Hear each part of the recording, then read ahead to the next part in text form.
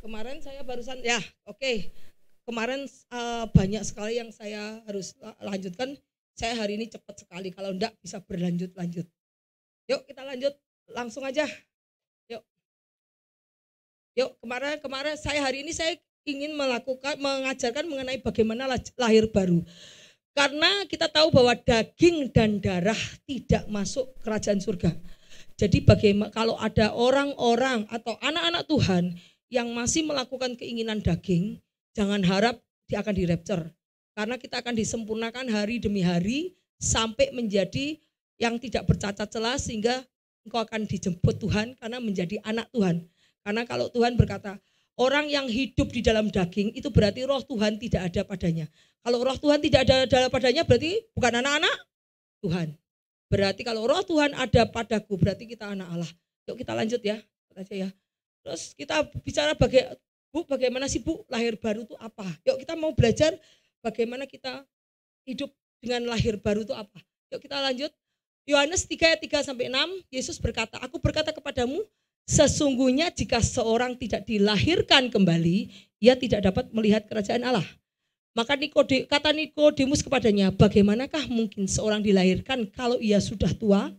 Dapatkah ia masuk kembali ke dalam rahim ibunya dan dilahirkan kembali? Jadi kalau orang menurut daging, yang namanya lahir baru itu, kita sudah brojol, punya anak, suruh masukin lagi ke dalam perut. Itu namanya lahir baru. Tetapi apa yang dipikirkan oleh manusia bukan apa yang dipikirkan Tuhan. Kalau manusia melihat sesuatu yang nyata di dunia ini, fleshy, tetapi Tuhan melihat yang spiritual, ya. Kita lihat Yesus apa jawabnya? Aku berkata kepadamu, sesungguhnya jika seorang tidak dilahirkan dari air dan roh, ia tidak dapat masuk ke dalam kerajaan Allah. Karena apa yang dilahirkan dari daging adalah daging, dan apa yang dilahirkan dari roh adalah roh. Yesus itu roh atau daging? Roh.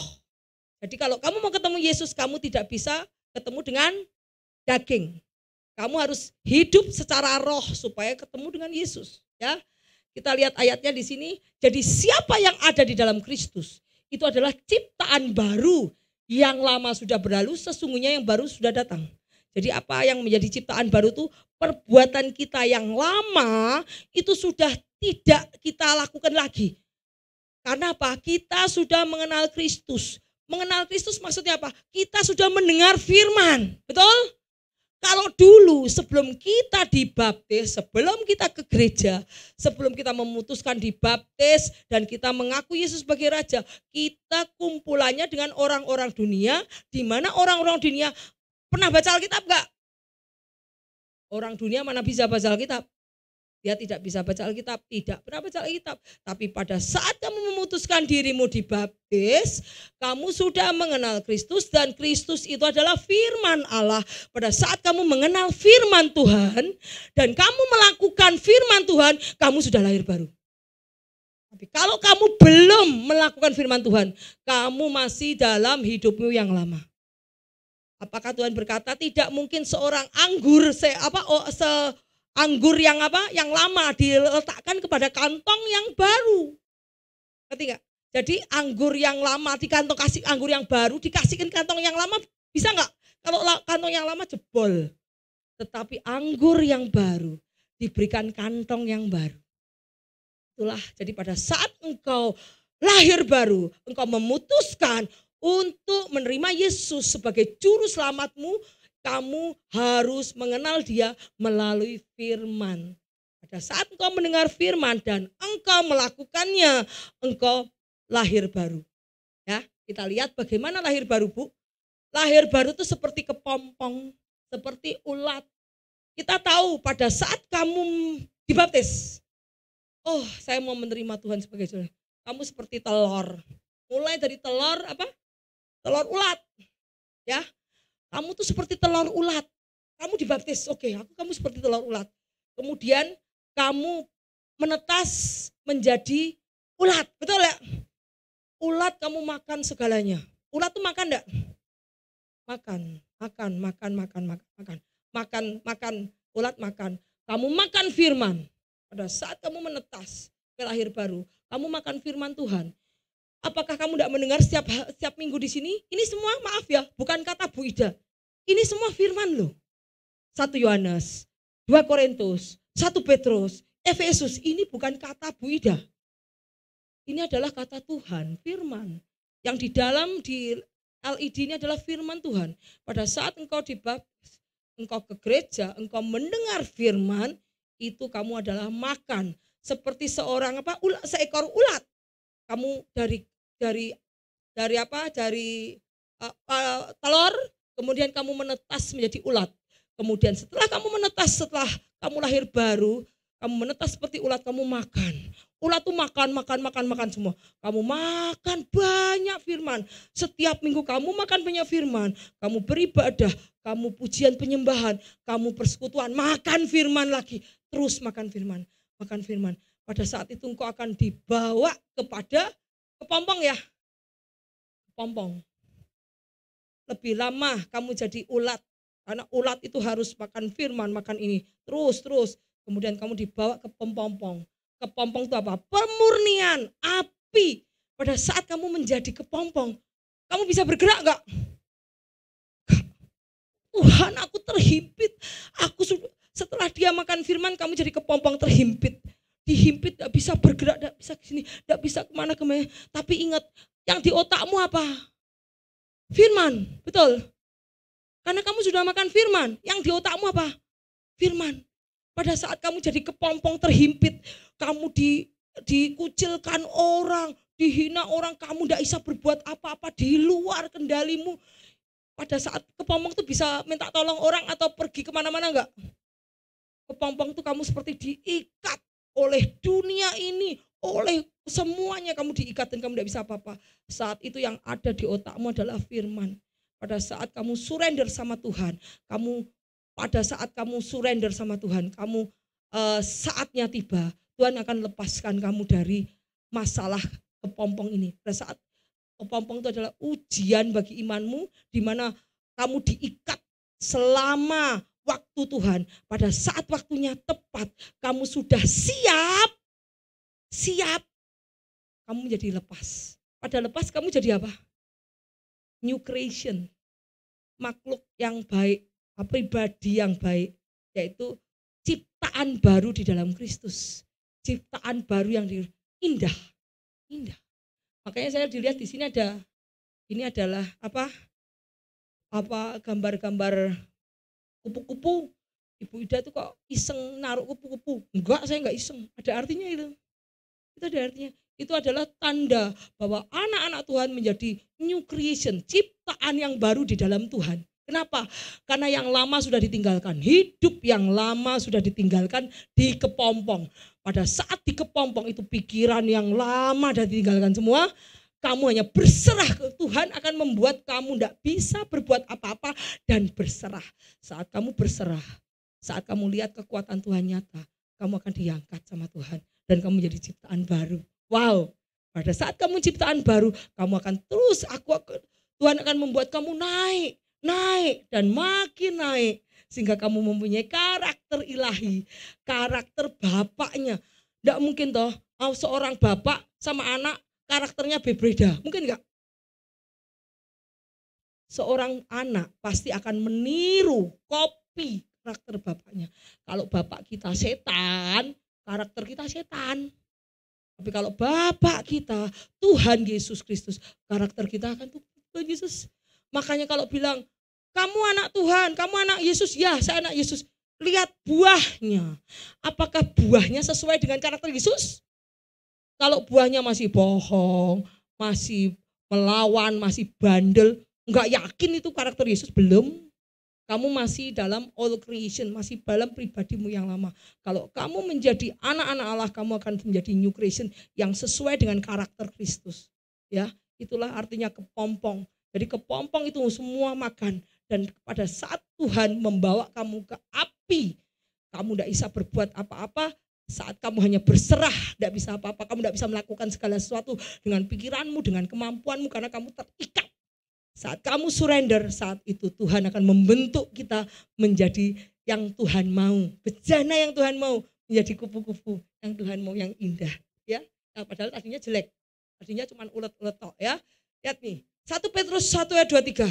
Karena kamu telah dilahirkan kembali, bukan dari benih yang fana, tapi dari benih yang tidak fana, yaitu firman Tuhan yang hidup dan kekal. Jadi jadi benih yang sudah Tuhan taruh di dalam hati, dalam pikiranmu, yaitu firman Tuhan, itu akan menjadi hukum di dalam langkah kehidupanmu di dunia. Jadi kalau kamu mau melakukan sesuatu, oh iya ingat, Bu Ida pernah khotbah mengenai ini, bukan Bu Ida yang ngomong, aku pernah baca firman Tuhan yang di LED, Bu Ida tidak boleh begini, kamu lakukan seperti ini. Itu namanya kamu menjadi new creation, menjadi manusia baru di dalam Kristus. Kita lihat Efesus 4 ayat 22 sampai 24, bahwa kamu berhubung dengan kehidupan kamu yang dahulu, kamu harus meninggalkan manusia lama. Waktu masih kecil, kita tuh dibentuk oleh siapa? Orang tua ya. Orang tua kita.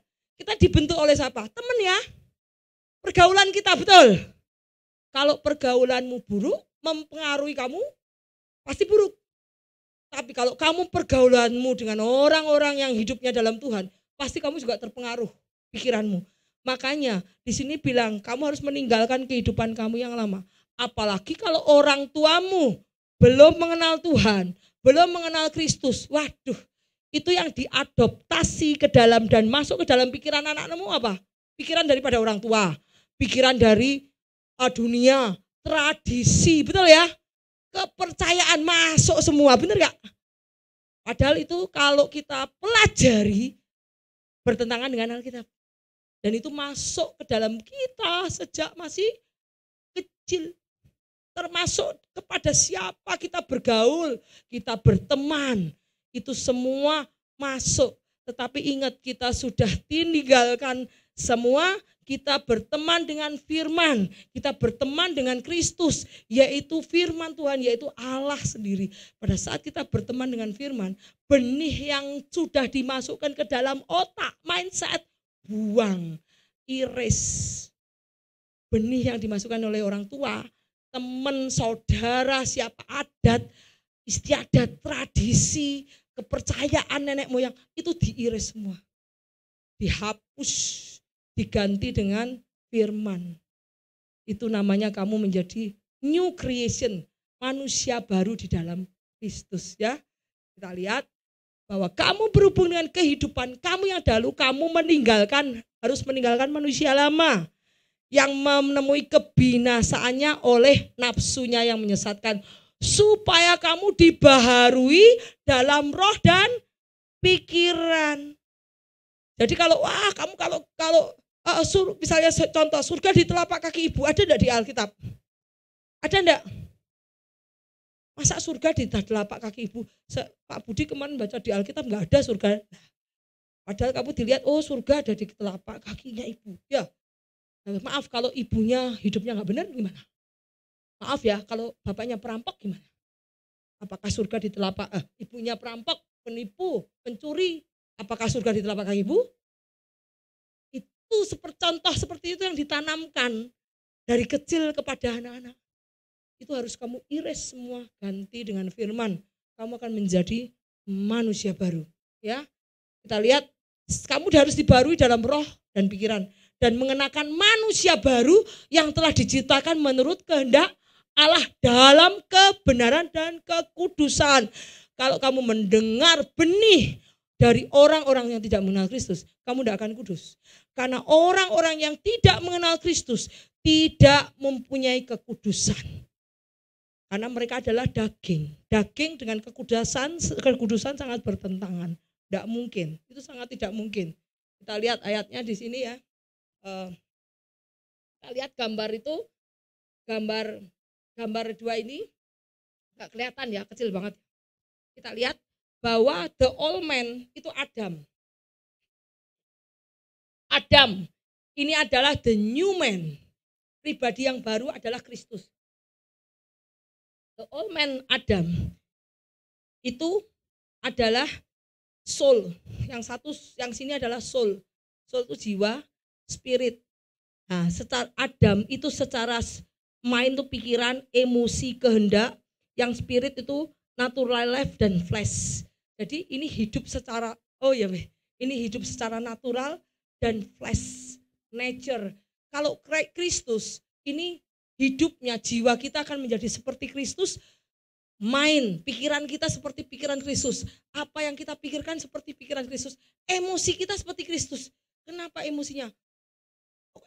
Boleh marah enggak? Ya saya maaf mau ngomong. Yesus marah enggak? Yesus pernah marah enggak? Pernah. Pernah ya? Enggak pernah. Berarti orang Kristen boleh marah enggak? Boleh. Tapi tidak boleh lebih dari matahari terbenam.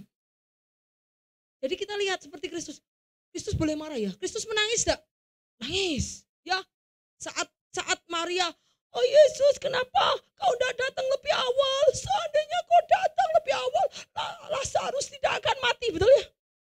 Nangis enggak? Kemudian Tuhan menangis melihat Maria menangisi saudaranya. Yesus menangis. Emosinya Yesus ada. Berarti orang Kristen tidak boleh menangis? No, yes, bisa. Jadi kita lihat bahwa pikiran, emosi, kehendak, semua kita taklukkan kepada pikiran Kristus. Apa yang benar menurut firman, bukan apa yang benar menurut dunia. Kita lihat bahwa spirit pada saat kita bisa menaklukkan jiwa kita, apa yang terjadi dengan spirit? Kita lihat, spirit kita menjadi eternal life, kekekalan. Bukankah orang dunia pengennya hidup kekal? Saya lihat ya orang-orang kaya di dunia ini lagi cari formula yang bisa muda lagi. Bahkan pengen kromosomnya diregenerasi supaya enggak bisa tua. Orang kaya dunia ini, kalau enggak percaya kamu tanya si Jeff Bezos. Tuh ya, yang Amazon.com. Itu dia pengen membuat formula yang bisa muda terus meregenerasi kromosom supaya dia tetap hidup selama-lamanya. Kalau kita sudah, padahal sama Yesus, tanpa kromosom, tanpa obat-obatan, kalau kita, pikiran kita, emosi kita, kehendak kita seperti Kristus, kita sudah bisa menjadi eternal life, sudah bisa hidup selama-lamanya, eternal life. Kemudian holy nature itu kehidupan kita sudah dikuduskan setiap hari dengan firman. Hidup kita hanya bisa dikuduskan dengan firman. Kalau yang Adam kita lihat,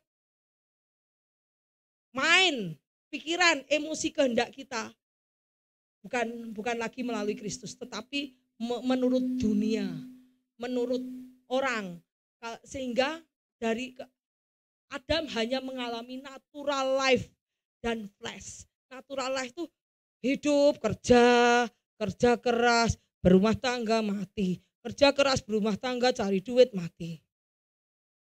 Jiwanya enggak tahu kemana, betul enggak? Pasti ke neraka, wong flesh. Tapi tidak ada mujizat. Orang dunia percaya sama mujizat, maaf.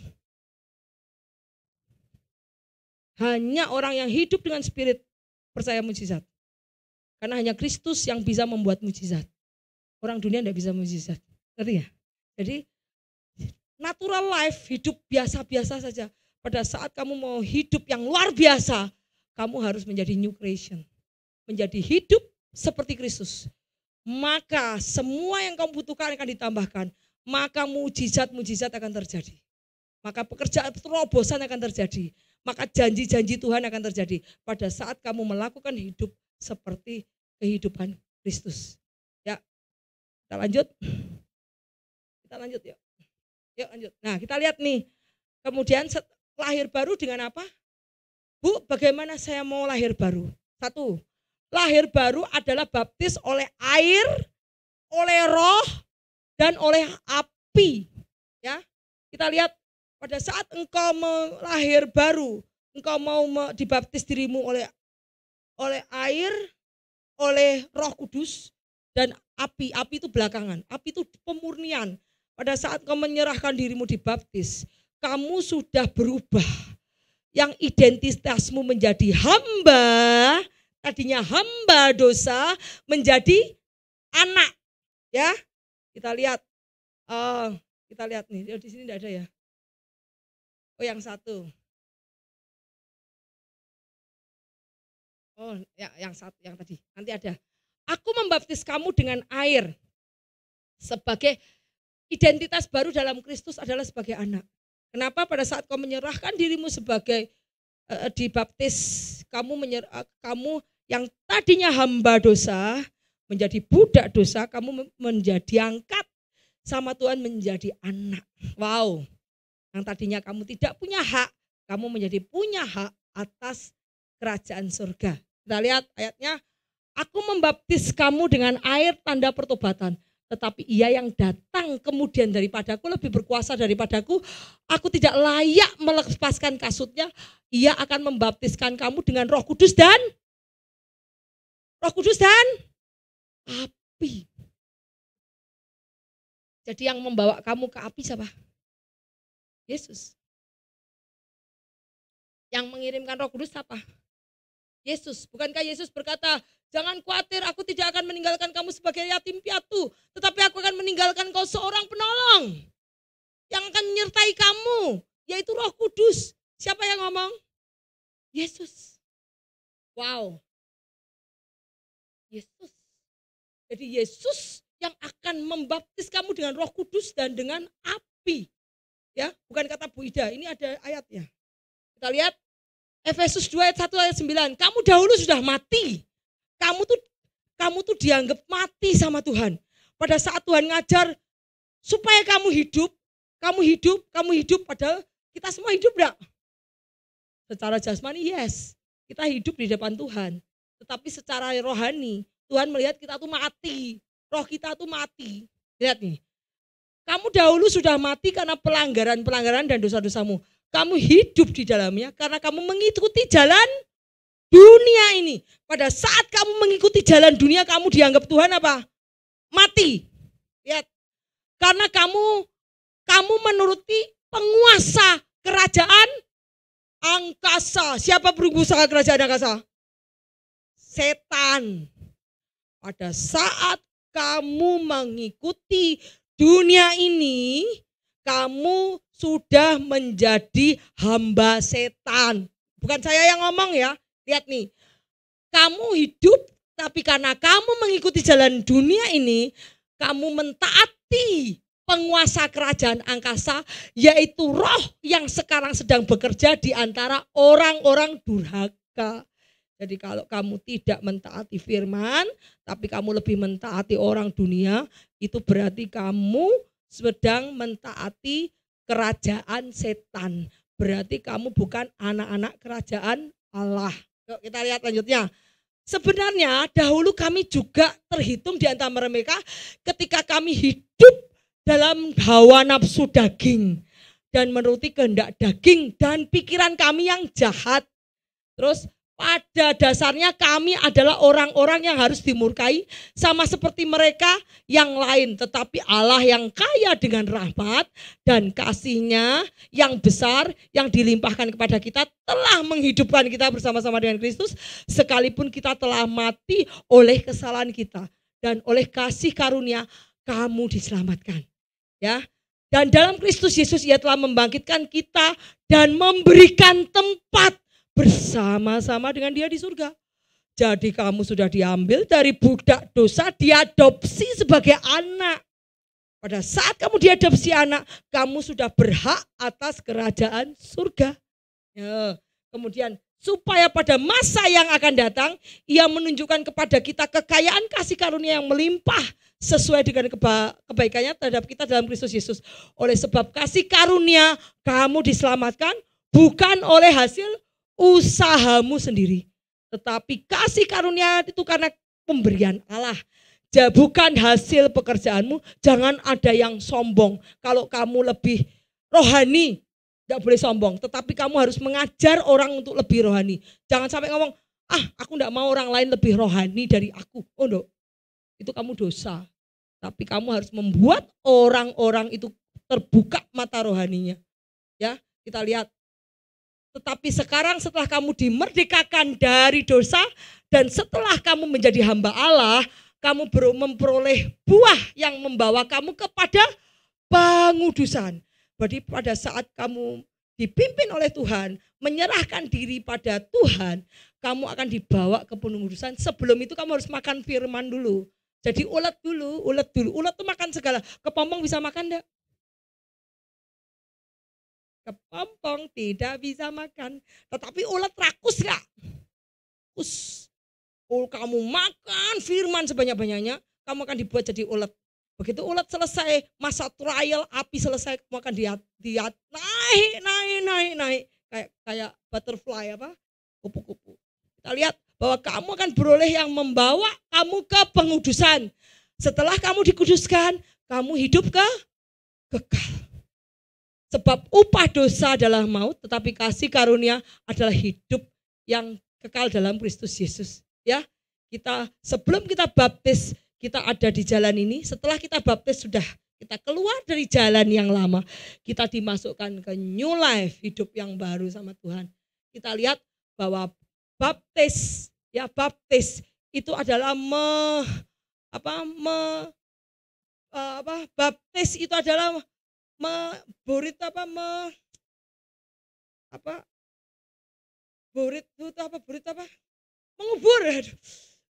Baptis itu adalah mengubur dosa-dosa kita, hidup yang lama kita bersama Tuhan. Saat kamu baptis, keluar dari air, dikubur tidak di dalam air. Dosamu, kehidupan lamamu dikubur di dalam air. Makanya kalau baptis jangan cepet-cepet Pak. Yang agak lama dikit, dosa saya banyak. Ya, ya. Jadi pada saat kamu dibaptis masuk ke dalam air, kamu menguburkan dosamu yang lama, yang dulu. Manusia lamamu dikuburkan di dalam air bersama Kristus. Dan kamu menjadi satu di dalam kematian Tuhan. Pada saat kamu menjadi satu dalam kematian, kamu akan dibangkitkan. Kamu akan setelah kamu dikubur, kamu disalibkan, salib daging. Penyalipan tuh salibkan daging kita. Setelah disalibkan kita dikubur, ngerti gak? Makanya salibkan daging itu apa? Daging kita harus salibkan bersama dengan Kristus. Saat Kristus disalib, kedagingan kita juga disalib. Kemudian setelah disalib kita dikubur. Hidup yang lama dikubur. Kemudian setelah hidup yang lama dikubur, Tuhan bangkit enggak? Bangkit. Menjadi tubuh yang baru. Kita pun akan dibangkitkan menjadi tubuh baru.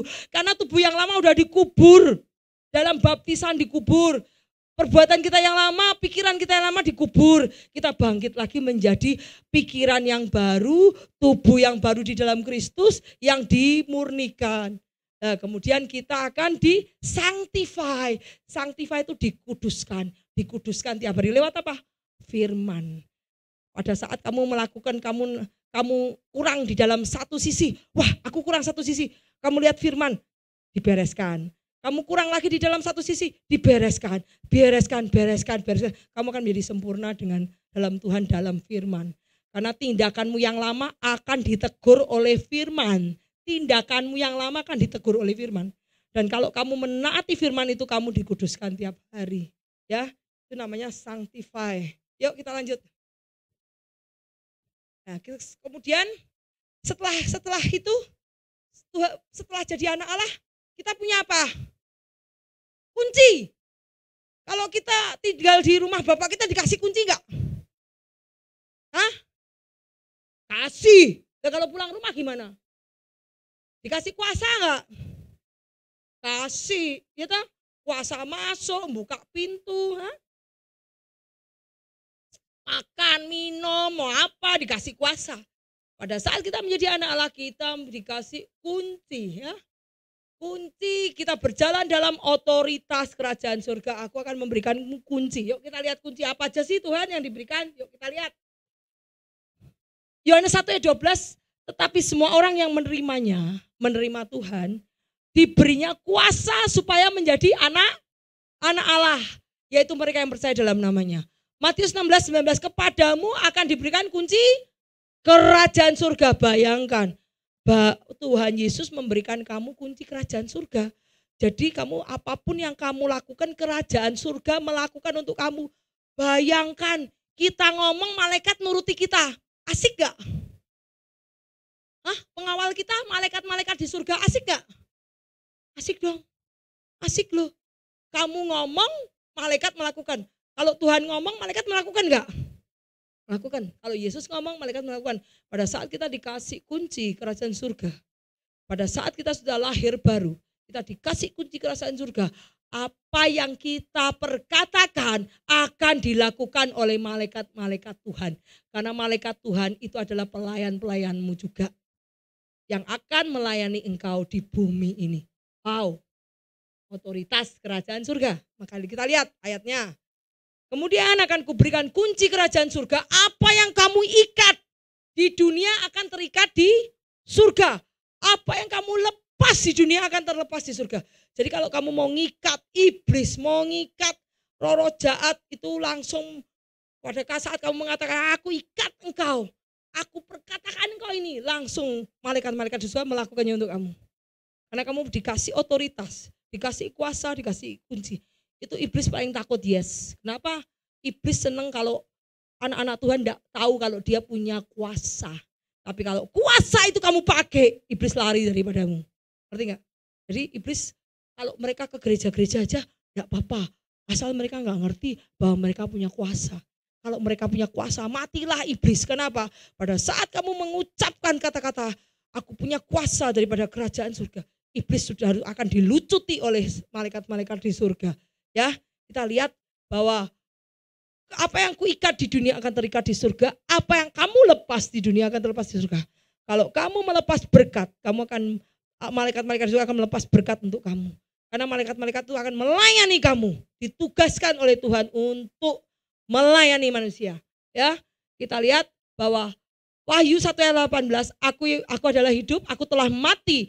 Namun lihatlah aku hidup sampai selama-lamanya, aku memegang segala kunci maut dan kerajaan maut. Jadi Tuhan punya kuasa atas kerajaan surga dan kerajaan neraka. Jadi jangan kamu pikir, neraka miliknya iblis. Siapa bilang? Iblis itu tidak punya apa-apa. Salah satu senjata iblis hanya lies, kebohongan, penyesatan, ya, pembodohan. Itu adalah iblis. Tapi kunci kerajaan surga dan neraka sudah di tangan Tuhan. Kita lihat, jangan takut, aku adalah yang awal dan yang akhir dan yang hidup. Tuhan sudah awal menciptakan dunia, Tuhan sudah akhir karena dia tahu kesudahan dunia. Tuhan adalah hidup karena Tuhan yang memberi kekekalan. Dan kita lihat, aku telah mati namun lihatlah aku hidup sampai selama-lamanya. Aku memegang kunci maut dan kerajaan maut.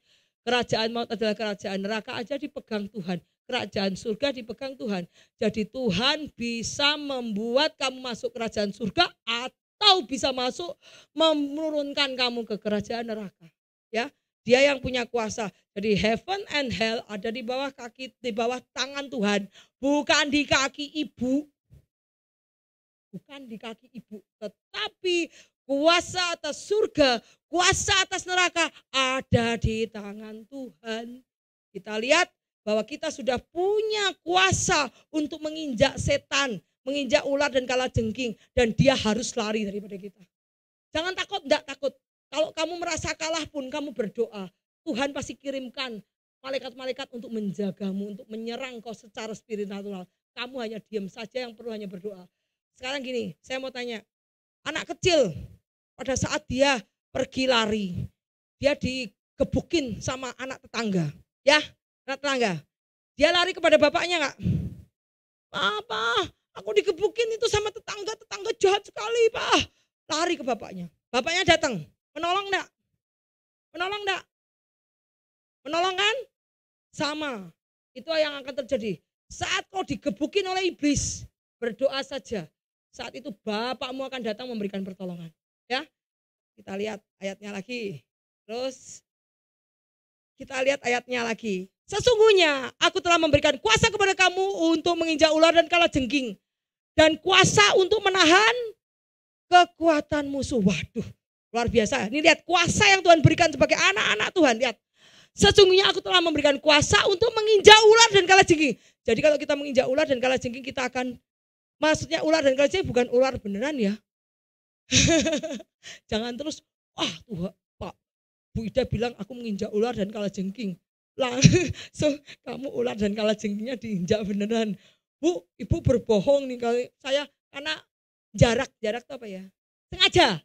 Sengaja ya. Lah, ini ular dan kalajengking itu adalah spirit itu apa? Roh-roh jahat di udara. Kuasa untuk menahan kekuatan musuh. Jadi kamu tuh kamu diberikan kuasa untuk menahan. Yang menyelesaikan pertarungan siapa? Yesus. Ngerti? Di sini lihat apa? Kamu menginjak ular kalajengking dan kuasa untuk menahan kekuatan musuh. Karena kamu nahan kuasa musuh, begitu kamu tahan, kamu akan dilepaskan. Tuhan akan berperang untuk kamu dan kamu diam. Ingat gak Daud dan Goliat? Masuk batu bisa bunuh Goliat, tidak kamu tak kasih batu sekarang sana bunuh. Mungkin enggak? Impossible tuh. Kalau bukan Tuhan yang berperang, enggak mungkin. Kamu hanya diam saja. Yuk lihat ayatnya ya. Setiap senjata yang ditempa terhadap kamu tidak akan berhasil. Setiap orang yang melontarkan tuduhan melawan engkau dalam pengadilan akan engkau buktikan salah. Ini yang menjadi bagian hamba-hamba Tuhan dan kebenaran yang mereka terima daripadaku. Jadi kalau setiap senjata yang diserang ke kamu lewat iblis tidak akan berhasil. Karena Tuhan akan melindungi. Itu kuasa yang dari Tuhan. Tetapi syukur kepada Allah yang telah memberikan kita kemenangan oleh Yesus Kristus. Siapa yang memberikan kemenangan? Yesus Kristus. Bukan hasil kerjamu loh. Kamu menang bukan hasil kerjamu loh. Kamu menang adalah hasil kerja Yesus. Kamu tapi diberi kekuatan kuasa untuk menahan kekuatan musuh. Dan selanjutnya Tuhan akan berperang kepada kamu melawan iblis. Dan dia lari daripadamu. Saat kau berdoa memanggil Bapakmu di surga, saat itu pertolongan datang. Seperti anak kecil yang digebuki tetangganya, tapi dia berteriak memanggil, Papa aku digebuki tetanggaku, Pak, anak tetangga nakal. Bapaknya akan menolong. Ya, itulah yang terjadi. Yuk kita lanjut. Baptisan air. Atau tidak tahukah kamu bahwa kita semua sudah dibaptis di dalam Kristus, telah dibaptis dalam kematiannya? Adalah dia saya bilang, dengan demikian kita telah dikuburkan bersama-sama dia dalam baptisan kematian, supaya seperti Kristus kita telah dibangkitkan di antara orang-orang mati oleh kemuliaan Bapa. Demikian juga kita akan hidup dalam hidup yang baru. Tadi saya sudah cerita ya. Sebab kita telah menjadi satu dengan apa yang sama dengan kematiannya, kita menjadi satu dengan apa yang menjadi kebangkitannya. Karena kita tahu bahwa manusia lama kita turut disalibkan. Kedagingan kita harus disalibkan bersama salibnya Kristus. Supaya tubuh dosa kita hilang kuasanya, agar jangan kita menghambakan lagi ke dalam dosa. Sebab waktu kita masih hidup dalam daging, hawa nafsu dosa yang dirangsang oleh hukum Taurat bekerja dalam anggota tubuh kita sehingga kita berbuah bagi maut. Karena dengan dia kamu dikuburkan dalam baptisan. Kamu dikuburkan, dosa-dosamu dikuburkan dalam baptis. Saat kamu dimasukkan ke air, dosamu sudah dilempar ke air, ke tubir laut. Ya, dosamu sudah digelontorkan ke dalam air. Ya, yang pada saat kamu diangkat lagi dari air, dosamu sudah kentir. Kentir itu apa ya? Hanyut. Nah, ya, hanyut. Ya.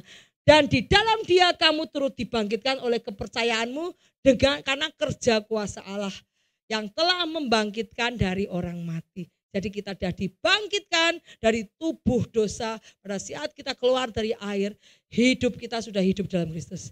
Kalau kamu yang masih dibaptis, masih hidup menuruti dunia, kamu belum lahir baru. Yuk kita mulai lahir baru, kita mulai mentaati firman, melakukan firman Tuhan, kamu akan dikuduskan hari demi hari. Dan kamu akan mempunyai karakter Kristus. Kita lihat bahwa kita di crucify itu tubuh kita disalib bersama Kristus, kedagingan kita. Kita dikuburkan bersama dengan baptisan. Dosa kita dimasukkan ke dalam air. Tuhan bilang aku akan dosamu yang seperti kemisi, merah seperti kemisi ya, akan kubuang ke jurang, ke tubir laut ya. Aku tidak mengingat lagi. Kalau ini tidak laut, aku buang ke hanyut di air, itu dosamu. Dan pada saat kamu dibangkitkan kembali dari air, kamu sudah menjadi new creation, hidup yang baru. Ya. Kemudian kamu akan mengalami pengudusan hari demi hari dengan Holy Spirit yang Tuhan kasihkan ke kamu, yang ada di dalam hatimu, dan pengudusan dengan firman, Holy Spirit, dan pemurnian dengan api. Setelah kamu dikuduskan oleh firman, kamu terakhir mengalami pemurnian dengan api. Setelah api selesai, diangkat terus naik. Seperti Ayub gimana? Dimurnikan enggak? Dia murnikan enggak? Setelah dimurnikan, bagaimana yang akhir endingnya gimana? Diberkati 2 kali lipat. Betul? Ayub pun mengalami pemurnian. Yuk, kita lanjut. Baptisan Roh Kudus. Kisah Para Rasul, tetapi kamu akan menerima kuasa kalau Roh Kudus turun atas kamu. Jawab Petrus, bertobatlah, hendaklah kamu masing-masing memberi dirimu baptis dalam nama Yesus Kristus untuk pengampunan dosamu, maka kamu menerima Roh Kudus. Jadi kalau kamu bertobat, kamu akan menerima Roh Kudus. Kita menerima Roh Kudus pada saat kita dibaptis sekalian. Kita 1 Korintus, kita tidak menerima roh dunia, tetapi roh yang berasal daripada Allah, supaya kita tahu apa yang dikaruniakan Allah kepada kita. Dan karena kita menafsirkan hal rohani kepada mereka yang mempunyai roh, dan berkata-kata tentang karunia Allah dengan perkataan yang bukan diajarkan kepada kami oleh hikmat manusia, tetapi oleh roh. Jadi kalau kamu punya Roh Kudus, kamu punya hikmat, kamu bisa menafsir Alkitab, kamu bisa menafsirkan hal-hal rohani, kamu punya karunia-karunia Allah yang tidak dipunyai oleh dunia. Karena dunia tidak ngerti, apa itu? Kok bisa gitu? Apa itu? Enggak, karena dunia tidak mengenal Roh Kudus. Ya. Tetapi manusia duniawi tidak menerima apa yang berasal dari Roh Allah. Karena hal itu adalah baginya suatu kebodohan. Ya, ia tidak dapat memahaminya sebab hal itu hanya dapat dinilai secara rohani. Orang rohani tidak tahu ngapain tuh ngomong ngomyang-ngomyang bahasa roh. Apa itu? Orang gila. Orang dunia tidak mengerti. Tetapi bagi spirit berbahasa roh itu adalah bercakap-cakap secara pribadi dengan Tuhan dan membangun rohmu. Orang dunia melihat seperti orang gila. Ingat pada Pantekosta? Pada saat Tuhan mencurahkan Pantekosta kepada murid-muridnya di loteng atas, apa kata orang-orang dunia? Itu lihat murid-murid Yesus mabuk, benar enggak? Murid Yesus mabuk ngomyang sendiri. Sampai tuh Petrus bilang, "Hah, mabuk? Ini siang kok aku bilang mabuk." Karena orang dunia tidak mengerti karunia roh, karena mereka bukan dari roh, karena mereka adalah daging. Kita lihat, siapakah yang mengetahui pikiran Tuhan sehingga ia dapat menasihati dia? Tetapi kami memiliki pikiran Kristus. Kalau engkau memiliki pikiran Kristus, engkau akan hidup seperti Kristus hidup. Tapi kalau engkau tidak memiliki pikiran Kristus, engkau memiliki dunia, tidak mungkin kamu bisa memiliki pikiran Kristus. Kamu menjadi double minded. Double minded itu apa? Dua pikiran. Pada saat kamu berteman dengan orang-orang yang hidupnya dalam Tuhan, kamu bisa memiliki pikiran Kristus. Pada saat kamu berteman dengan orang-orang dunia, lupa lagi. Jadi kau kayak bunglon, tahu bunglon? Bunglon tuh ikut sini jadi merah, ikut kanan, ikut di rumput jadi hijau. Terus di pohon bisa jadi apa? Coklat, betul ya? Bunglon, ya. Terus Roma ayat 8, mereka yang hidup dalam daging tidak mungkin berkenan kepada Allah. Ingat ya, kamu yang hidup dalam daging tidak mungkin berkenan kepada Allah. Tetapi kamu tidak hidup dalam daging, melainkan dalam roh. Jika memang roh Allah ada di dalam kamu. Tetapi jika orang tidak memiliki roh Kristus, ia bukan milik Kristus. Kalau kamu tidak memiliki roh Allah, kamu bukan milik Kristus. Dan janganlah kamu mendukakan Roh Kudus yang telah memeteraikan kamu menjelang hari penyelamatan. Maksudnya hari penyelamatan apa? Tuhan Yesus sebentar lagi akan datang menjemput anak-anaknya. Itu artinya hari penyelamatan. Menjelang hari akhir akan ada the falling away, penurunan iman, penyesatan, Sehingga kamu menuruti dunia, bukan menuruti kata-kata Roh Kudus. Bukan lagi menuruti kata firman, sehingga kamu mendukakan Roh Kudus. Pada saat kamu mendukakan Roh Kudus, kamu tidak selamat sekalipun kamu ada di gereja. Lihat nih, jangan kamu mendukakan Roh Kudus Allah yang telah memeteraikan kamu menjelang hari penyelamat. Kenapa? Pada hari penyelamatan akan ada setan-setan yang memberikan benih-benih supaya kamu jauh dari firman. Ya, kalau kamu menuruti dunia ini tidak mengikuti kata-kata Roh Kudus, kamu mendukakan Roh Kudus yang ada diam dalam kamu. Pada saat kamu mendukakan sekali Roh Kudus diam, 2 kali, 3 kali, 4 kali, lama-lama Roh Kudusmu keluar, kabur. Sekali mungkin diam, 2 kali, 3 kali, saat lama-lama Roh Kudusmu kabur. Yuk kita lihat, Roh Tuhan ada padanya. Jadi pada saat kamu dipenuhi Roh Kudus, kamu punya hikmat, punya pengertian, punya nasihat yang baik, punya kekuatan, punya pengenalan Allah, dan punya rasa takut akan Tuhan. Kalau kamu tidak punya rasa takut akan Tuhan, bahaya. Karena iblis sudah masuk ke dalam hati kita, di dalam hati anak-anak. Kalau kamu tidak punya rasa takut akan Tuhan. Yuk kita lanjut. Kita lihat, ini baptisan api. Setelah baptisan air, baptisan apa? Roh Kudus. Tuhan bawa kamu ke baptisan api. Kita lihat, maka Yesus dibawa roh ke padang gurun untuk dicobai. Yesus sudah mengalami baptisan air enggak waktu dibawa ke padang gurun? Waktu Yesus dibawa ke padang gurun, Yesus sudah mengalami baptisan air belum? Sudah. Yesus sudah mengalami baptisan Roh Kudus belum? Sudah. Pada saat Yesus keluar dari air, Roh Kudus di atas Yesus, ya, inilah anakku yang kekasihku, kepadanya aku berkenan. Pada saat Yesus dibawa ke padang gurun, Yesus sudah mengalami baptisan air, Yesus sudah mengalami baptisan Roh Kudus. Dibawa oleh Tuhan kemana? Padang gurun. Padang gurun itu melambangkan tempatnya setan. Tapi padang rumput melambangkan Yesus. Akulah gembala yang baik. Dia akan membaringkan aku di padang yang berumput hijau, di air tenang. Itu adalah Yesus. Tetapi setan itu lambangnya padang gurun. Trial, pencobaan. Ya, kita lihat. Yesus dibawa roh ke padang gurun. Yang membawa siapa? Roh padang gurun untuk dicobai iblis. 1 Korintus 10 ayat 31, aku menjawab, jika engkau makan, minum, jika engkau melakukan sesuatu yang lain, lakukan untuk kemuliaan Tuhan. Jadi apapun yang kita lakukan ke bumi, Tuhan tuh melihat motivasi hidup kamu. Motivasimu untuk diri sendiri, untuk pride, untuk egomu, untuk kesombonganmu, untuk dirimu sendiri, atau untuk memuliakan Tuhan. Semua yang dikerjakan di dunia ini Tuhan melihat hati dan pikiran manusia.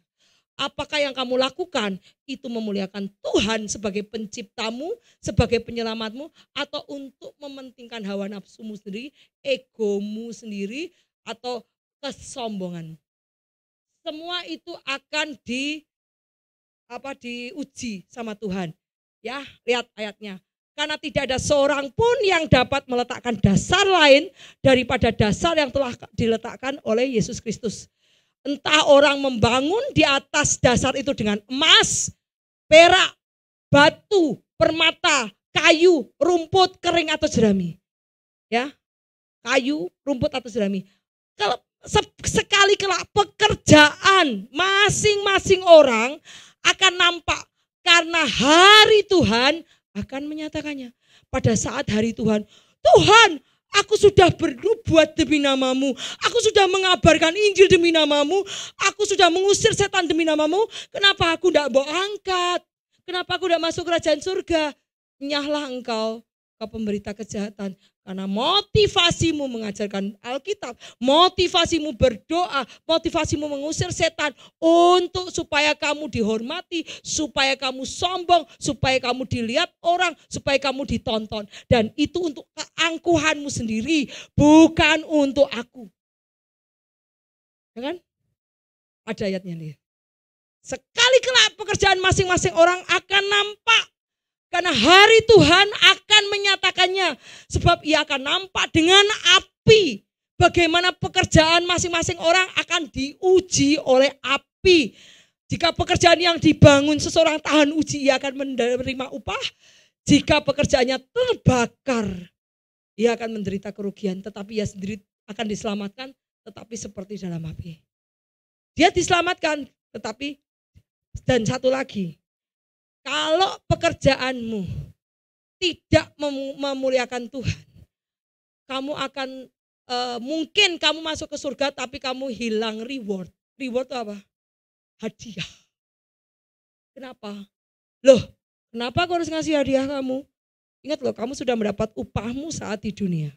Kamu melakukan bukan pekerjaanku, kamu melakukan karena uang dan kamu sudah mendapat upahnya di bumi. Oke, kamu masuk kerajaan surga boleh. Tetapi maaf, aku tidak bisa memberikan kamu mahkota. Kenapa? Karena semua yang kamu lakukan, kamu sudah mendapat upahnya di dunia. Jadi saudara-saudaraku yang terkasih, pada saat kita melakukan hal yang mulia untuk Tuhan dan tidak mendapat upah, Tuhan sudah memberikan reward. Kamu tinggal milih mana, reward yang di dunia atau reward dari kerajaan surga. Kalau saya milih yang kerajaan surga. Ya, saya tahu reward yang dari kerajaan surga tidak sebanding dengan apa yang didapat dari dunia. Ya, hanya pekerjaanmu akan diuji, terbakar atau enggak. Kalau terbakar kamu selamat, yes. Tapi kamu enggak dapat reward, enggak dapat hadiah. Karena kamu melakukannya untuk kepentingan dirimu sendiri. Kita lihat 1 Petrus 4 ayat 12-13. Saudara yang kekasih, janganlah kamu heran akan nyala api yang datang kepadamu sebagai ujian. Seolah-olah ada sesuatu yang luar biasa terjadi pada kamu. Wah, aku di api ini, aku dicobain. No, sebaliknya bersukacita sesuai dengan bagian yang kamu dapat dalam penderitaan Kristus. Supaya kamu beroleh bergembira dan bersukacita pada waktu ia menyatakan kemuliaannya. Kalau kamu dapat ujian, dapat pencobaan, diejek orang, dihina, disakiti orang, jangan kamu, wah aku dapat api, kemudian kamu sombong. No. Karena Yesus pun sudah melakukan demikian. Sudah dilakukan. Disakiti, disiksa. Apakah dosa yang Yesus perbuat? Enggak. Yesus tuh datang ke dunia menyembuhkan orang sakit. Orang yang buta disembuhkan. Bahkan ada penyembuhan terjadi. Memberitakan Injil. Tetap aja disakiti. Tetap aja dikhianati. Tetap aja disalib.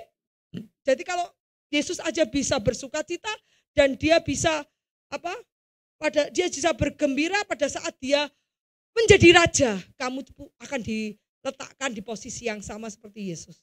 Jadi kita harus tetap ikuti langkah-langkah Yesus ya. Kita lihat ayatnya.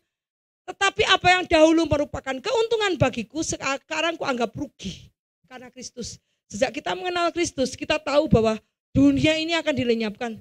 Sejak saya mengenal Kristus, sejak Tuhan datang ke hidup saya sadar bahwa saya tidak perlu lagi mencari segalanya. Karena saya tahu bahwa segalanya akan ditinggalkan.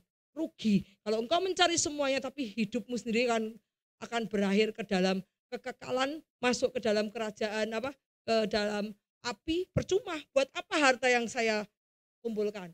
Jadi kita lihat apa yang dahulu merupakan keuntungan bagiku sekarang kuanggap rugi karena Kristus. Malahan segala sesuatu yang kuanggap rugi karena pengenalan akan Kristus lebih mulia daripada semuanya. Oleh karena dialah aku telah melepaskan semuanya dan menganggapnya sampah supaya aku memperoleh Kristus. Jadi semua harta tak anggap sampah sejak aku mengenal Kristus. Karena aku lihat Kristus lebih mulia daripada harta. Karena bumi, langit dan segala isinya itu semua adalah ciptaan Tuhan. Emas kayak gini, Tuhan punya gunung emas. Buat kita ini emas sampai bisa berbuat dosa, gontok-gontokan, bisa mencuri, bisa membunuh, gitu.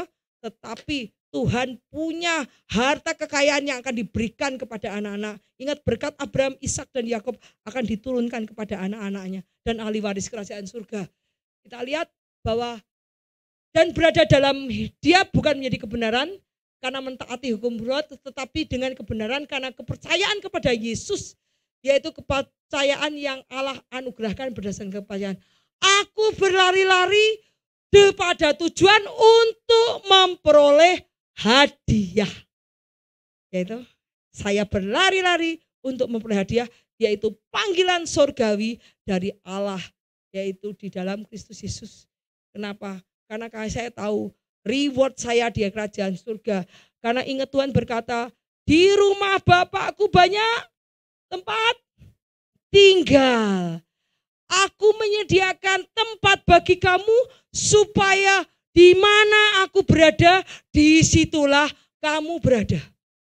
Bu Ida enggak takut, Bu Ida enggak takut kehilangan rumah ini, saya enggak takut karena Tuhan menyediakan tempat bagi saya di kerajaan surga. Di mana saya bisa bertemu dengan Tuhan secara pribadi dan tempat yang indah, lebih indah dari tempat di dunia. Ingat, karena itu aku berlari-lari untuk memperoleh hadiah, yaitu tempat, saya diberikan tempat tinggal di surga. Ya, kita lihat ini adalah proses kita. Kalau orang dari apa ini? Ini dari kepompong ya, ulat ya. Ulat, ini dari ulat, kepompong, dari apa? Kupu-kupu. Ulat, kepompong, kupu-kupu. Yaitu new creation. Dari flesh, jasmani, ini kita dibentuk, dibentuk menjadi manusia yang baru. Ya, yuk kita lanjut. Yakobus 1:28, saudara-saudara, anggaplah suatu kebahagiaan. Waduh, kita dianggap suatu kebahagiaan jika kita dalam penderitaan. Wow, karena itu kamu sudah mengalami pengujian iman. Tetap bertahan. Anggaplah sebagai suatu kebahagiaan apabila kamu jatuh dalam percobaan, sebab kamu tahu ujian terhadap imanmu menghasilkan ketekunan. Dan biarkan ketekunan itu memperoleh buah yang matang supaya kamu menjadi sempurna, utuh dan tak kekurangan suatu apapun. Tetapi bila ada di antara kekurangan hikmat, hendaklah ia memintakan kepada Allah yang memberikan kepada setiap orang dengan tidak membangkit-bangkitkan. Maka hal itu berikan kepadanya. Yang ayat 6 kita lihat ayatnya, hendaklah semua itu meminta dengan iman. Sama sekali jangan bimbang. Sebab orang yang bimbang sama seperti dengan gelombang laut yang diombang-ambingkan kian kemari oleh angin. Orang yang demikian jangan mengira bahwa ia menerima sesuatu dari Tuhan. Sebab orang yang mendua hati, double minded, tidak akan tenang hidupnya. Jadi orang bimbang, orang yang ragu-ragu, dia tidak mendapatkan sesuatu apapun dari Tuhan. Kalau engkau berdoa dan engkau khawatir, engkau takut, engkau ragu-ragu, doamu tidak dijawab Tuhan. Tapi pada saat kau berdoa, kamu serahkan segala kekhawatiranmu kepada Tuhan. Karena dia memelihara hidupmu. Pada saat kau menyerahkan segala kekhawatiranmu kepada Tuhan, saat itu Tuhan akan bertindak. Tuhan akan bekerja untuk kamu, mujizatmu akan sampai pada saat doamu, dengan doa, dengan iman, mujizatmu akan kamu terima. Tapi saat kau bimbang, ragu-ragu, takut, khawatir, kamu tidak akan menerima apa-apa. Ya, berbahagialah orang yang bertahan dalam pencobaan, sebab apabila ia tahan uji, ia akan menerima mahkota kehidupan yang dijanjikan Allah. Ya, barang siapa yang mengasihi dia. Terus Ayub ditahan uji enggak? Coba kita lihat ayatnya. Waktu itu Ayub bilang, engkau berbicara seperti perempuan gila. Apakah kita mau menerima yang baik dari Allah, tetapi tidak mau menerima yang buruk? Dalam kesemuanya Ayub tidak berbuat dosa dengan mulutnya. Pada saat kau diuji, jangan berbuat dosa dengan mulutnya. Karena Tuhan itu mendengar, Tuhan itu melihat. Ya, Tuhan itu Allah yang hidup. Ya, jadi Tuhan akan setiap orang, meletakkan setiap orang dalam baptisan api. Kita dibaptis api, ya. Ini adalah orang yang tetap bertahan sekalipun kobong. Aduh, babak belur. Sekalipun stres, nangis, depresi, udah tetap bertahan dalam iman. Kalau kemarin saya depresi, bertahan dalam iman. Saya begitu bebannya berat. Saya sampai nangis, saya cuma berdoa. Berdoa. Sampai Richard ngomong, Bu, kemarin Audi tanya, kok ibu berantem sama bapak ya? Enggak, kenapa? Ibu keluar dari kamar matanya sembab semua gitu. Enggak, saat saya berbeban berat, saya depresi itu benar. Saya berdoa penyembahan. Jadi saya lepaskan segala unek-unek sama Tuhan. Sekalipun nih kobong itu apa? Sekalipun kita udah habis lah gini, tetap bertahan ya. Pada saat kau tahan uji, engkau akan menerima mahkota kehidupan. Dan saya percaya mahkota sudah menanti saya. Wow. Yuk kita lihat bahwa Allah memakai penderitaan untuk menguatkan iman kita, untuk diuji iman kita. Kalau kamu dapatnya yang enak-enak, ya terang Tuhan. Nanti iblis bilang gini, ya jelas Tuhan, Ayub kamu kasih kekayaan, anaknya kamu berkati, kekayaannya kamu kasih, semua dilimpahkan, terang aja setia sama kamu. Coba diambil semuanya, dia masih setia sama kamu, enggak mengutuki kamu enggak? Dari situ uji Tuhan ingin melihat apakah imanmu karena aku memberkati atau imanmu karena kamu enggak tak berkati. Pada saat kamu enggak diberkati, pada saat berkatnya sedikit pun, adanya dapatnya sedikit, kamu tetap memuji Tuhan, kamu tetap beriman, itu tanda bahwa imanmu murni. Bukan iman matre itu materialisme. Ya. Ini adalah apa? Pada saat kau ditekan dengan barbel sampai remuk, tapi jangan berbuat dosa dengan mulut, tindakan, dan pikiranmu. Kau harus menguduskan pikiran, mulut, dan tindakan. Dan tetap memuliakan Tuhan. Saat itu hadiahmu akan turun. Ya, kita lihat lagi ayatnya. Ini sudah, yuk udah. Yuk. Yohanes 16 ayat 33, semuanya kukatakan kamu supaya kamu beroleh damai sejahtera. Dalam dunia kamu menerima penganiayaan, tetapi kuatkan hatimu, Tuhan sudah mengalahkan dunia. Dunia akan diambil sama Tuhan, jadi tenang. Kalau dunia menjadi milik Tuhan lagi, kita tahu siapa pembela kita. Dan ketekunan menimbulkan tahan uji menimbulkan pengharapan. Pencobaan yang kualami adalah pencobaan biasa. Tidak melebihi kekuatan manusia sebab Allah setia. Karena itu ia tidak akan membiarkan kamu dicobai melampaui kekuatanmu. Pada waktu kamu dicobai ia akan memberikan kepadamu jalan keluar sehingga kamu dapat menanggungnya. Jadi kalau Allah tahu enggak kekuatanmu? Tahu. Imanmu tahu enggak Allah? Tahu. Orang yang sudah di imannya tinggi dengan orang yang imannya masih anak-anak, ujiannya beda enggak? Beda. Enggak mungkin anak, saya mau tanya. Anak SD dengan anak SMP, ujian beda enggak? Beda enggak? Beda. Anak SD itu apa? Perkalian. Kalau anak SMA sudah algoritma ya. Nah, beda. Kalau algoritma dikasih SD, mudeng enggak? Bisa enggak? Bisa nol semua. Jadi ujian terhadap imanmu, pencobaan yang kamu alami, percobaan biasa.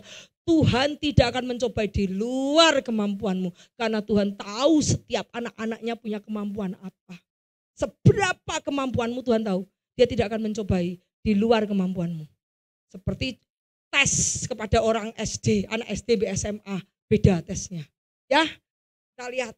Pada waktu kamu dicobai, ia akan berikan kamu jalan keluar sehingga kamu dapat menanggungnya. Lihat tadi, segala perkara dapat kutanggung di dalam Dia yang memberi kekuatan kepadaku. Segala perkara dapat kutanggung di dalam Dia kekuatanku. Ya, jadi segala perkara dapat kutanggung di dalam Dia yang memberi kekuatan kepadaku. Yuk, ya. Yeremia 29, sebab aku mengetahui rancangan yang ada padaku mengenai kamu. Demikianlah firman Tuhan, yaitu rancangan damai sejahtera, bukan rancangan kecelakaan, namun memberikan kepadamu hari depan yang penuh harapan. Ini adalah janji Tuhan bahwa Dia memberikan rancangan yang memberikan hari depan yang penuh harapan, bukan rancangan kecelakaan, tetapi rancangan damai sejahtera. Jadi rancangan Tuhan untuk kita itu damai. Kita jadi damai, itu rancangan Tuhan. Tetapi Carilah dulu kerajaan surga dan kebenarannya, maka semuanya ditambah. Bukan cari semuanya. Carilah kerajaan surga dan kebenarannya. Galilah firman. Pada saat kau menggali, engkau meminta, mintalah maka akan diberikan kepadamu. Ketoklah, pintu akan dibukakan kepadamu. Pada saat engkau mencari kerajaan surga di mana, engkau minta akan diberi, engkau ketok, pintu akan dibukakan kepadamu. Ya, yuk kita lanjut. Jadi ini saya yang tadi. Replace itu apa? Ganti pikiranmu yang jelek dengan pikiran Allah. Ganti pikiran-pikiranmu yang jelek dengan pikiran Tuhan. Akhirnya saudara, semua yang benar, semua yang mulia, semua yang adil, semua yang suci, semua yang manis, semua yang sedap didengar, semua yang disebut kebajikan, patut dipuji, pikirkanlah semua itu. Bukan semua yang jahat, semua yang jelek, tidak ada. Semua yang baik, semua yang itu pikirkan. Karena itu akan diberikan kepada anak-anak yang mengasihi Tuhan. Ya, ganti pikiran negatifmu dengan semua pikiran Tuhan. Untuk kamu, kenapa? Bu, kok semua pikiran untuk kamu? Kamu larinya ke sini lagi. Sebab aku mengetahui rancangan-rancangan apa yang ada padaku mengenai kamu. Demikianlah firman Tuhan, rancangan damai sejahtera dan bukan rancangan kecelakaan untuk memberikan kepadamu hari depan yang penuh harapan. Nih hari depan yang penuh harapan, malah kamu jadi miskin? Tidak ada harapan orang tidak punya uang itu tidak ada. Pasti kamu akan diberkati. Seperti Tuhan memberkati Abraham, Ishak dan Yakub. Berkat itu akan turun sampai kepada keturunannya. Dan kita adalah keturunan Abraham, Ishak dan Yakub. Amin. Yuk kita lanjut. Kita lihat siapakah yang dapat tahan akan hari kedatangan Yesus. Dan siapakah yang dapat tetap berdiri apabila ia menampakkan diri. Tuhan nanya loh. Pada saat kedatanganku kedua di bumi, apakah setiap masih ada kutemukan iman di bumi? Karena apa? Semua orang mengikuti jalan dunia dan mendukakan Roh Kudus. Tadi ada ya. Tapi Tuhan tanya apakah setiap orang masih punya iman di bumi? Tuhan nanya loh, lihat nih. Sebab ia seperti api tukang pemurni logam dan seperti sabun tukang penatu. Ia akan duduk seperti orang yang memurnikan, mentahirkan perak, dan ia akan mentahirkan orang Lewi, menyucikan mereka seperti emas dan seperti perak, supaya mereka menjadi orang-orang yang mempersembahkan korban yang benar kepada Kristus. Ya, karena Tuhan itu tahu jalan hidupmu, ia akan menguji kamu akan timbul seperti emas. Sesungguhnya aku telah memurnikan engkau namun bukan seperti perak, tetapi aku telah menguji engkau dalam dapur kebahagiaan, kekayaan atau kesengsaraan. Kesengsaraan, ujian bukan kekayaan, maaf.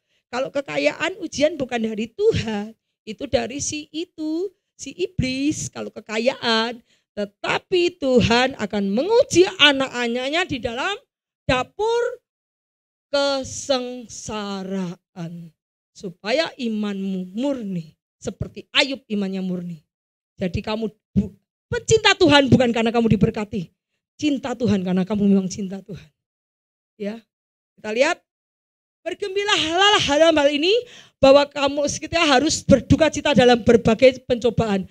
Maksud semuanya ini untuk membuktikan kemurnian imanmu yang jauh lebih tingginya daripada emas yang fana yang diuji kemurniannya dalam api, sehingga kamu memperoleh puji-pujian dan kemuliaan dan kehormatan pada hari Yesus menyatakan dirinya.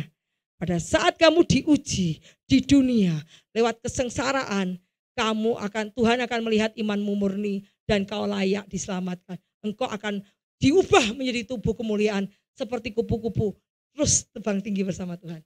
Ya, kita lihat bahwa ayatnya, kita lihat bagaimana Adam dan Hawa diuji enggak? Diuji. Lihat nih. Adam dan Hawa diuji di Taman Eden, dikasih apa ini? Buah. Kamu diuji enggak? Iya diuji, ini lihat nih. Wah, ujian di dunia ini, ayo ini. Ada ujian, ini ujian semua dari dunia ini. Kesenangan duniawi, roh ketamakan, roh kekayaan. Semua yang ada di dunia ini akan diuji kepadamu. Apakah kau memilih Kristus atau memilih mobil? Apakah kamu memilih Kristus atau memilih harta duniawi? Kamu akan diuji. Dan itu Tuhan akan lihat kemurnian imanmu. Apakah kau layak diselamatkan atau tidak? Yuk kita lihat ayatnya. Ya. Kita lihat Yesus diuji tidak?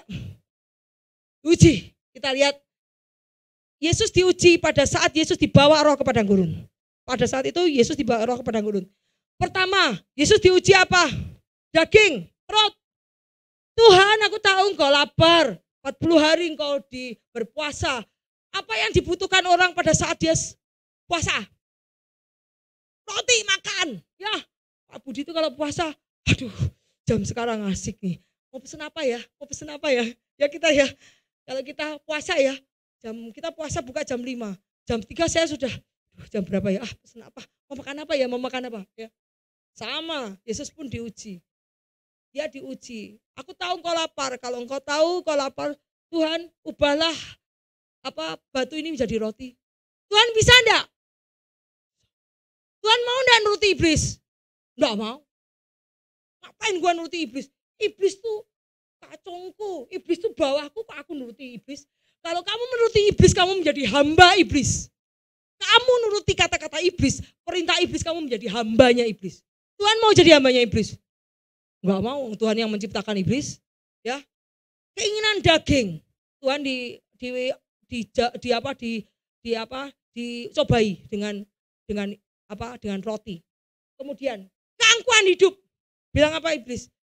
Tuhan, aku tahu engkau anak Allah. Sekarang dia ngomong, Tuhan, aku tahu engkau anak Allah. Aku tahu engkau anak Allah.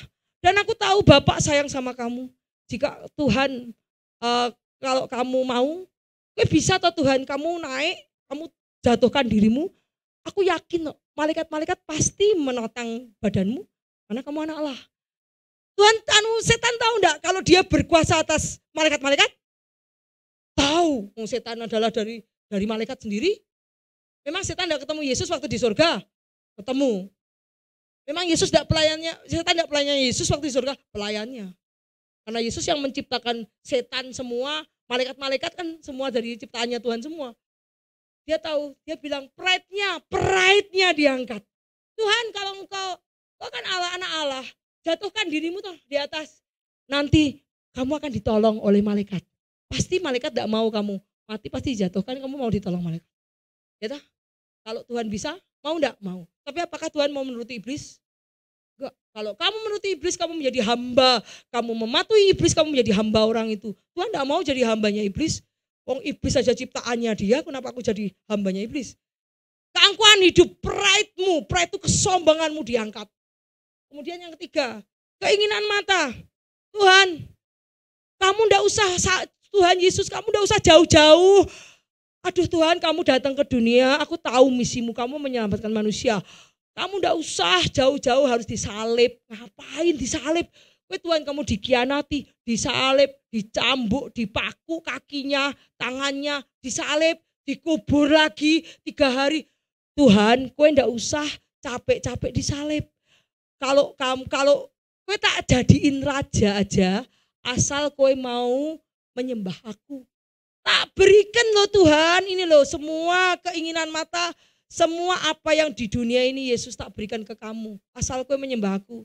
Kowe enggak usah capek-capek jadi raja, kowe enggak usah capek-capek jadi raja di dunia. Yesus mau jadi raja dunia toh? Ya toh? Memang iblis enggak nawarkan? Menawarkan. Iblis tahu-tahu rencana penyelamatan. Oh tahu. Makanya iblis nawarin, Yesus kamu enggak usah capek-capek ke salib. Wes kowe nyembah aku aja, seluruh dunia ini tak kasih ke kamu. Kowe mau ngapain terserah kok Yesus. Jadi raja terserah. Asal kowe nyembah aku. Tuhan bilang apa? Hanya kepada Tuhan Allahmu kamu menyembah. Kowe pergi. Memangnya habis itu Tuhan tidak jadi raja? Tetap aja jadi raja. Wong yang pegang kontrol kendali Tuhan. Yang memegang kontrol. Iblis kamu harus berkuasa. Iblis kekuasaan habis. Yang memegang kendali. dunia ini adalah Tuhan. Kok dia berani-beraninya nyuruh Tuhan? Ngerti tidak? Itu adalah ujian. Jadi kita semua juga akan diuji seperti Tuhan Yesus. Apa ujiannya? Kita lihat di 1 Yohanes 2 ayat 16. Sebab semua yang ada di dunia, keinginan daging, keangkuhan hidup, keinginan mata, serta keangkuhan hidup bukanlah berasal dari Bapa, melainkan dari dunia. Jadi keinginan daging, keangkuhan hidup, keinginan mata, harta kekayaan itu bukan dari Tuhan, tapi dari iblis. Kalau engkau menerima harta itu, akan hancur semua. Keluargamu akan hancurkan, kesehatanmu akan dihancurkan, semua yang kamu punya akan dihancurkan. Pertama, kesehatan dihancurkan, keluargamu dihancurkan, keselamatanmu dihancurkan. Apalah gunanya kamu memiliki semua ini kalau nanti jiwamu akan dibawa ke neraka? Tidak ada gunanya. Jadi ingat, setiap orang yang bertahan akan iman, Tuhan akan memberikan berkat setelah mengalami pemurnian. Ingat, Ayub mengalami berkat yang terobosan yang luar biasa, double porsi setelah dia mengalami pengujian pemurnian iman.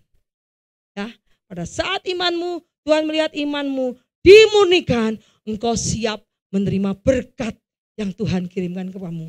Tidak perlu sama iblis, karena iblis memberikan berkat tapi menghancurkan keselamatanmu, keluargamu, dan menghancurkan kesehatanmu.